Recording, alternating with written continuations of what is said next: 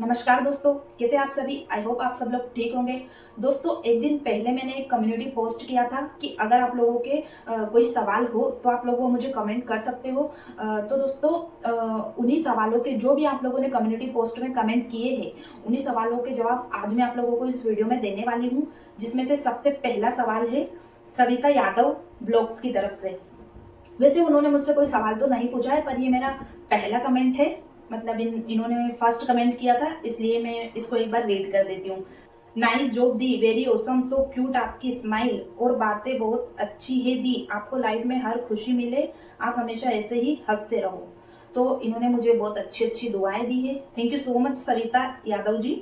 दूसरा सवाल है प्रताप गुप्ता जी का। इन्होंने बहुत ही फनी सवाल पूछा है कि 0.5% कितना होता है।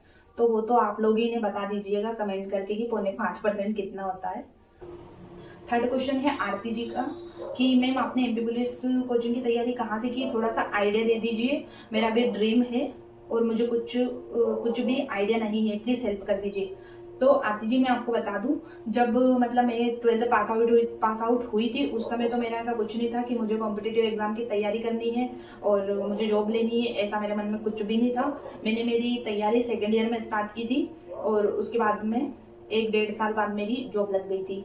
तो अगर मैं आपको थोड़ा सा आइडिया दूं, थोड़ा सा ब्रीफली मैं आपको गाइड कर देती हूँ कि आप है ना, पहले तो आप यूट्यूब के माध्यम से अपना बेसिक क्लियर कर लीजिए। उसके बाद में आप कोई भी ऑफलाइन कोचिंग या फिर ऑनलाइन कोचिंग ज्वाइन कर सकती है। वैसे मैं आपको रिकमेंड करूंगी कि आप ऑनलाइन कोचिंग, ऑफलाइन के कंपैरिजन आप ऑनलाइन कोचिंग को प्रेफरेंस दें। ऑनलाइन कोचिंग से आपका आने जाने का समय भी बचेगा और बाकी ऐसे आने जाने में थोड़ी सी थकान भी हो जाती है। मैं मेरा बताऊं, मेरा एक्सपीरियंस बताऊं आपको, तो आने जाने में थोड़ी सी थकान भी महसूस होने लगती है। फिर हम ऑफलाइन कोचिंग में एक तो आने जाने का समय खराब करते हैं, उसके बाद में आने के बाद थकने की वजह से हम पढ़ भी नहीं पाते। तो अगर आप ऑनलाइन कोचिंग को ज़्यादा प्रेफरेंस देंगी तो आप अपना सिलेबस कम समय में कवर कर पाएंगी।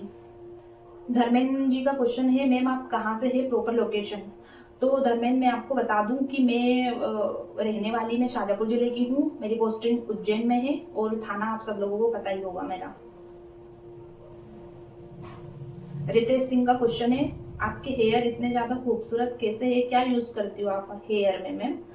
तो हेयर तो सबके ही अच्छे होते हैं, वो तो बचपन से ही अच्छे होते हैं। बाकी मैं इतना कुछ स्पेशल यूज करती नहीं हूँ हेयर में। जो मैं आपको बताऊं, थोड़ा सा हेयर केयर तो हर कोई करता ही है, बाकी वो मैं भी कर लेती हूँ थोड़ा बहुत। इतना कुछ कोई स्पेशल नहीं बताने लायक। आप एमपी के कौन से शहर से है। मैं अभी ऊपर कमेंट का जवाब दे चुकी हूँ। मैं शाजापुर जिले से हूँ। शाजापुर जिले के एक छोटे से गांव से बिलोंग करती हूँ। करंट में मेरी पोस्टिंग उज्जैन जिले में है और नानाखेड़ा थाने में पोस्टेड हूँ। श्याम बाबा, मैम आप केप क्यों नहीं पहनते हो ड्यूटी पर। श्याम श्याम जी, मैं आपको बता दूं कि ऐसा नहीं है कि मैं ड्यूटी पर केप नहीं पहनती हूँ। जैसे कि हमारी अगर वीआईपी वीवीआईपी ड्यूटी या फिर एलओ ड्यूटी नहीं होती है तो हम लोगों को थाने जाना कंपलसरी होता है। तो थाने पे मैं मतलब केप का थोड़ा सा कम यूज करती हूँ। बाकी अगर मेरी कोई वीआईपी वीवीआईपी ड्यूटी लगी है तो उसमें बिल्कुल केप कंपलसरी होती है और मैं केप लगाती भी हूँ। मैडम जी, आप जिस जगह पर ड्यूटी करते हैं हम आपसे मिलने के लिए आने वाले हैं। बिल्कुल, आप आ सकते हैं, स्वागत है आपका उज्जैन में। Ranjeet Parmar, MP police constable books, GK GS and MP GK book. Ranjeet ji, अगर आपको जीके जीएस वनडे एग्जाम के लिए कवर करना है तो आप ल्यूसेंट प्रेफर कर सकते हो। ल्यूसेंट के माध्यम से आपका वनडे एग्जाम क्लियर हो जाएगा। किसी भी एग्जाम का ल्यूसेंट सफिशिएंट है। और एमपी के लिए मैं आपको बताऊं तो एमपी के लिए आप किसी भी पब्लिकेशन की बुक प्रेफर कर सकते हो जो आपको ठीक लगे, क्योंकि एमपी का इतना ज्यादा सिलेबस नहीं है, बस छोटा सा सिलेबस है। एक पतली सी बुक आप किसी भी पब्लिकेशन की प्रेफर कर सकते हो। अम्पी कुमारी, गर्ल्स की हाइट में डिस्काउंट मिलेगा क्या ma'am, please reply me. Girls की हाइट में आपको डिस्काउंट तो नहीं मिलेगा। हाइट में रिलैक्सेशन जरूर मिलता है, बाकी डिस्काउंट नहीं मिलता है। पर गर्ल्स की जैसे कि ऑलरेडी हाइट पहले 157 सेंटीमीटर मांगते थे, जो अब घटाकर 155 कर दी गई है। तो अब आपको इससे ज्यादा एज में रिलैक्सेशन नहीं मिलेगा। रविशंकर रविशंकर तिवारी जी बोल रहे हैं, भगवान करे आप कमिश्नर बन जाओ। ये तो पॉसिबल नहीं है, पर thank you so much. UP SSC करके किसी का क्वेश्चन है, यूपी सब इंस्पेक्टर बेस्ट है या एमपी सब इंस्पेक्टर। जैसे कि मैं आपको बताऊं, यूपी पुलिस कांस्टेबल हो या फिर यूपी पुलिस सब इंस्पेक्टर, और इधर देखें तो एमपी पुलिस कांस्टेबल हो या फिर एमपी पुलिस सब इंस्पेक्टर, दोनों ही जॉब अगर आप एमपी के रहने वाले हैं तो आप एमपी वाली जॉब को प्रेफरेंस दीजिए, अगर आप यूपी के रहने वाले हैं तो आप यूपी वाली जॉब को प्रेफरेंस दीजिए। बाकी सैलरी वगैरह और सारी चीजें थोड़ी सी डिफरेंट हो जाती है दोनों स्टेट की, पर फिर भी अगर आप जिस भी स्टेट के हैं आप उसी स्टेट की जॉब को प्रेफरेंस दीजिए। क्रिकेट फैन, इनका क्वेश्चन है एमपी पुलिस या एक्साइज कांस्टेबल में 6th या 7th कमीशन किस पर सैलरी मिल रही है? इसमें 7th पे कमीशन के अकॉर्डिंग सैलरी मिल रही है। नेक्स्ट क्वेश्चन है कुलदीप यादव जी का, एमपी पुलिस का पैटर्न और सिलेबस बताइए प्लीज। तो मैं आपको एमपी पुलिस का पैटर्न बताऊं तो एमपी पुलिस में 100 नंबर का पेपर होता है, जिसमें से 60 से 65 नंबर की मैथ और रीजनिंग आती है। उसके बाद में 30 से 35 नंबर की आपकी जीके जीएस और साइंस आती है। आकांक्षा यादव का क्वेश्चन है, राधे राधे मैम जी, मैम आपको एमपी पुलिस की प्रिपरेशन करने में कितना टाइम लगा और स्ट्रेटजी क्या थी, प्लीज बताइए मैम। आकांक्षा जी, मैं आपको बताऊं कि मुझे एमपी पुलिस की तैयारी करने में मतलब ऐसा नहीं है कि मैंने बिल्कुल एमपी पुलिस के लिए ही तैयारी की थी, पर मेरा एमपी पुलिस मतलब मेरी पूरी तैयारी 1 से 1.5 साल की थी, जिसमें मेरा एमपी पुलिस फर्स्ट मैंने मतलब पहला एग्जाम मैंने एमपी पुलिस का दिया था, नहीं पहला एग्जाम मैंने एसएससी जीडी का दिया था, सेकंड एग्जाम मैंने एमपी पुलिस का दिया था। मैं दोनों में ही सिलेक्टेड थी, पर मैंने मतलब स्टेट की जो प्रेफरेंस दी और मैंने ये ज्वाइन की। बाकी समय का ऐसा कुछ नहीं है, अगर आप फुल डेडिकेशन के साथ पढ़ाई करते हो तो आप 6 महीने में भी वनडे एग्जाम क्लियर कर सकते हो। ऐसा कोई वो नहीं है कि आपको अगर मुझे 1.5 साल 1 साल लगा तो आपको भी इतना ही समय लगे। अगर आप फुल डेडिकेशन के साथ पढ़ाई कर रहे हो तो आप उससे कम समय में भी कोई भी एग्जाम क्लियर कर सकते हो। आप जे बताओ नौकरी कैसे लगेगी? नौकरी मेहनत करोगे तो नौकरी लगेगी, पढ़िए आप, बिल्कुल तैयारी करिए, नौकरी 100% लगेगी। राम कैलाश का एक कमेंट है कि मैम एमपी पुलिस की बुक्स पर वीडियो बनाओ। तो अगर आप बोल रहे हैं तो मैं बुक्स के ऊपर एक वीडियो जरूर बनाऊंगी। तो भवरी लाल जी का क्वेश्चन है, मैम जीके कैसे याद करें? तो जीके को याद करने के लिए तो बस कोई ट्रिक व्रिक तो होती नहीं है, एक वही चीज है कि आप ज्यादा से ज्यादा रिवीजन करिए। अगर मतलब आप जितना पढ़ रहे हैं उसको आप ऐसे पढ़िए कि आपको मतलब वो बिल्कुल आपकी परमानेंट मेमोरी में चला जाए। जैसे अगर आपने आज थोड़ा पढ़ा है, भले ही आप 2 पन्ने 4 पन्ने पढ़िए, पर आप है ना उसको जैसे अभी पढ़ लिया फिर उसको रिवाइज कर लिया, फिर उसको मतलब 3-4 बार आप उसको ऐसे रिवाइज करते रहिए, ताकि वो आपको ना आपकी परमानेंट मेमोरी में चला जाए। अगर आप अभी पढ़ रहे हो तो वो आपको अभी के लिए तो याद रहेगा, लेकिन अगर आपने उसको खोल के दोबारा देखा ही नहीं तो वो आपकी मेमोरी से साफ हो जाएगा। तो मतलब याद करने का बस यही तरीका है, आप उस चीज को बार बार रिवाइज करते रहिए। मोटिवेशनल करके किसी का कमेंट है, मैम आप डेली कितने घंटे पढ़ते थे? घंटे का तो ऐसा कुछ नहीं है कि मैं इतने घंटे पढ़ती थी, क्योंकि भाई हम गांव से बिलोंग करते हैं और वहाँ तो ऐसा कुछ नहीं है कि हम इतने घंटे स्टडी में लगे ही रहे। कुछ ये काम आ जाता बीच में, कुछ वो काम आ जाता, मतलब गांव का तो ऐसा ही माहौल रहता है, बिल्कुल थोड़ा सा इधर उधर मतलब ऐसे ही समय कट जाता है। तो ऐसा कुछ नहीं है कि मैंने इतने घंटे पढ़ाई की, मुझे जितना भी समय मिल जाता था मैं उतने समय पढ़ लेती थी। ऐसे कोई घंटे में फिक्स करके नहीं चलती थी, मुझे इतने घंटे पढ़ना है, जिस दिन मुझे समय मिला मैंने पढ़ लिया, जिस दिन मुझे समय नहीं मिला उस दिन मैंने थोड़ा बहुत पढ़ लिया। पर ऐसा बिल्कुल नहीं था कि मैंने आज पढ़ लिया फिर मैंने 2 दिन नहीं पढ़ा, फिर मैंने तीसरे चौथे दिन पढ़ा। ऐसा बिल्कुल नहीं करना है अपने को, मतलब लिंक बना के चलनी है। अगर एक बार आपकी लिंक टूट गई तो फिर आप है ना पढ़ नहीं पाओगे। तो इसलिए आपको है ना पढ़ाई में सबसे मस्ट इम्पोर्टेंट है कंटिन्यूटी। आपको कंटिन्यू पढ़ाई करनी है, भले ही आप थोड़ा पढ़े पर आप डेली बेसिस पे पढ़े। नीलू पटेल, जय महाकाल दी, आपने पूरी तैयारी कहाँ से की? तो नीलू जी मैं आपको बता दूं कि मैंने पूरी तैयारी किसी भी एक जगह से नहीं की है। मतलब मैंने शुरू में मतलब ऑफलाइन कोचिंग ज्वाइन की थी, पर उसके बाद में मुझे मतलब ऐसा आना जाना थोड़ा सा वो लग रहा था, तो फिर मैंने क्या किया कि मैंने यूट्यूब के माध्यम से पढ़ाई करना स्टार्ट की। फिर मैंने थोड़े से पेड कोर्स वगैरह भी लिए थे, तो आप यूट्यूब के माध्यम से भी तैयारी कर सकते हो। अगर आपको वो ठीक नहीं लग रहा है तो आप कोई ऑफलाइन कोचिंग ज्वाइन कर सकते हो, पर मैं प्रेफर करूंगी आप यूट्यूब से या फिर आप पेड कोर्स से घर पे पढ़ाई करिए, क्योंकि वो ज़्यादा कंफर्टेबल होता है हमारे लिए घर बैठ के पढ़ाई करना। Himanshu Singh, MP police unit allotment कब तक आएगी?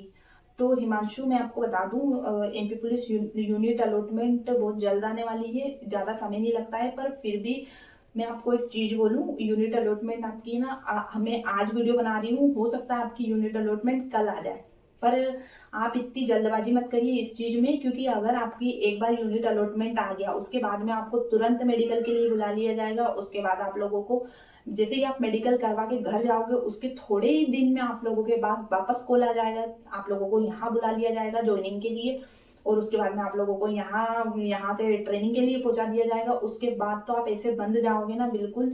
तो आप लोगों के पास जितना भी ये समय है उसको फुल एंजॉय कीजिए, ये आपका गोल्डन टाइम है, ठीक है, जल्दबाजी मत करिए। नीलेश जी, मैथ रीजनिंग कहाँ से पढ़े मैम, कृपया बता दीजिए। मैथ रीजनिंग के लिए मैंने बोला, मैथ के लिए आप RS अग्रवाल की बुक ले लीजिए, आप उससे प्रैक्टिस कर सकते हैं। और रीजनिंग के लिए भी आप RS अग्रवाल की बुक ले लीजिए, उसमें नॉन वर्बल वर्बल दोनों प्रकार की रीजनिंग दे रखी है, आप उससे तैयारी कर सकते हो, उससे प्रैक्टिस कर सकते हो। बाकी अगर आपको मैथ बिल्कुल बेसिक से पढ़ना है तो आप यूट्यूब के माध्यम से अपना पूरा बेसिक क्लियर कर सकते हैं, उसके बाद आप बुक से प्रैक्टिस कर सकते हैं। MP पुलिस और UP पुलिस में बेस्ट कौन सी है? तो MP पुलिस और UP पुलिस में बेस्ट का तो कोई ऐसा सीन ही नहीं है। अगर मैं MP से हूँ तो मुझे MP पुलिस बेस्ट लगेगी, अगर मैं UP से हूँ तो मुझे UP पुलिस बेस्ट लगेगी। मैंने आबकारी का बैच लिया है, MP पुलिस की तैयारी हो जाएगी क्या उससे? विजय जी का क्वेश्चन है। तो विजय जी आपकी बिल्कुल 100% सेम ही सिलेबस है आबकारी का और MP पुलिस आरक्षक का, आपकी बिल्कुल उससे तैयारी हो जाएगी।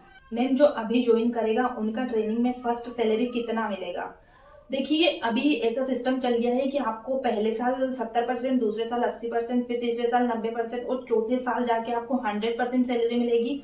तो 19,500 अभी आरक्षक का बेसिक पे है, 19,500 और कुछ 50% आपको DA मिलेगा। तो वो 19,500 का आप 70% निकाल लीजिए और 50% DA, ये मिला के आप लोगों को सैलरी मिलेगी।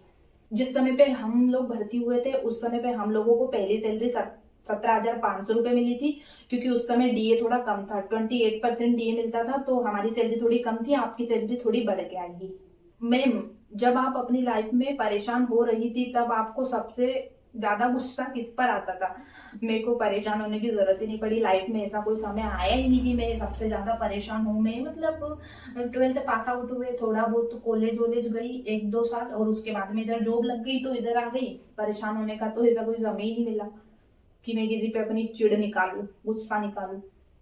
मनीषा कुमावत का क्वेश्चन है, क्या गर्ल्स के लिए पुलिस की जॉब बेस्ट रहती है क्या? मैं पर्सनली मेरा एक्सपीरियंस बताऊं तो ऐसा कुछ नहीं है कि बेस्ट हम पुलिस की जॉब गर्ल्स के लिए बोल नहीं सकते कि गर्ल्स के लिए पुलिस की जॉब बेस्ट है। बेस्ट वर्ड हम लगा ही नहीं सकते पुलिस की जॉब के लिए लड़कियों के लिए। मैं प्रेफर करूंगी कि लड़कियां ऑफिशियल वर्क वाली जॉब ही ले, क्योंकि बहुत सारी लड़कियों के साथ बहुत सारी समस्याएं होती है, बहुत सारी परेशानियां होती है। फिजिकली इतना वो नहीं होती है कैपेबल कि वो इतनी लंबी लंबी ड्यूटियां कर सके। पुलिस में मतलब कोई घंटे फिक्स नहीं होते, इतनी लगातार 12-12, 14-14 घंटे की ड्यूटियां लगती रहती है। उस समय हमें ये लगता है कि काश मैंने किसी दूसरी एग्जाम की प्रिपरेशन की होती। शुरू में हमें क्रश होता है वर्दी का, जुनून होता है भाई कि हमें वर्दी लेनी है, पर जब जॉब में आ जाते हैं उसके बाद में हमें ऐसा लगता है कि यार मेरे को किसी और चीज की प्रिपरेशन करनी थी। और हमारा जितना एफर्ट्स पुलिस के लिए लगा रहे, जितना एफर्ट्स जॉब के लिए लगा रहे, उतना ही एफर्ट्स अगर हम किसी ऑफिस वर्क वाली जॉब में लगाए तो हम वो भी आराम से इजीली क्रैक कर सकते हैं। तो मैं बोलूंगी कि पहला आपका मेन टारगेट किसी ऑफिस वर्क वाली जॉब पे होना चाहिए। दोस्तों एक लास्ट कमेंट है शरद भार्गव जी का। इनका बोलना है कि मैम मैं शरद भार्गव एक थंबनेल डिजाइनर हूँ, आपके यूट्यूब चैनल के लिए बेस्ट थंबनेल डिजाइन कर सकता हूँ। तो सौरभ भार्गव जी थैंक यू सो मच, आपने मुझे ये कहा कि आप मेरे लिए थंबनेल डिजाइन कर सकते हो, बट मैं जैसी भी थंबनेल डिजाइन करती हूँ मैं अपने लिए खुद से कर लेती हूँ, और बाकी अगर मैं खुद से करूंगी तो मैं शायद वो चीज और परफेक्ट तरीके से सीख जाऊं, तो मैं खुद से ही कर लेती हूँ। बाकी आपने मुझे कहा कि आप मेरे लिए थंबनेल डिजाइन कर सकते हो, उसके लिए आपका बहुत बहुत आभार। तो दोस्तों जितने भी मेरे कम्युनिटी पोस्ट में सवाल थे मैंने उन सारे सवालों के जवाब देने की कोशिश की है। फिर भी अगर किसी भी व्यक्ति का मैंने सवाल स्किप कर दिया हो तो आप वो मुझे प्लीज इस वीडियो में कॉपी पेस्ट कर दें, मैं आपका उसी कमेंट बॉक्स में ही उस सवाल का उत्तर देने की कोशिश करूंगी। बाकी और भी मतलब इसमें बहुत सारे मैसेजेस थे कमेंट बॉक्स में, तो मैंने वो मतलब उन लोगों ने सवाल पूछने के पर्पज से वो मैसेज नहीं किया था, बस ऐसे ही एवे ही कर दिया था। तो फिर मैंने भी उनको लिया नहीं इसमें, क्योंकि ये एक क्वेश्चन आंसर वीडियो था। तो फिर मैंने वो जो ऐसे ही क्वेश्चन थे फिर मैंने उनको स्किप कर दिया, उन्हें इस वीडियो में लिया ही नहीं। ठीक है दोस्तों, बाकी अब मिलते हैं अगले वीडियो में, तब तक के लिए बाय बाय, जय हिंद।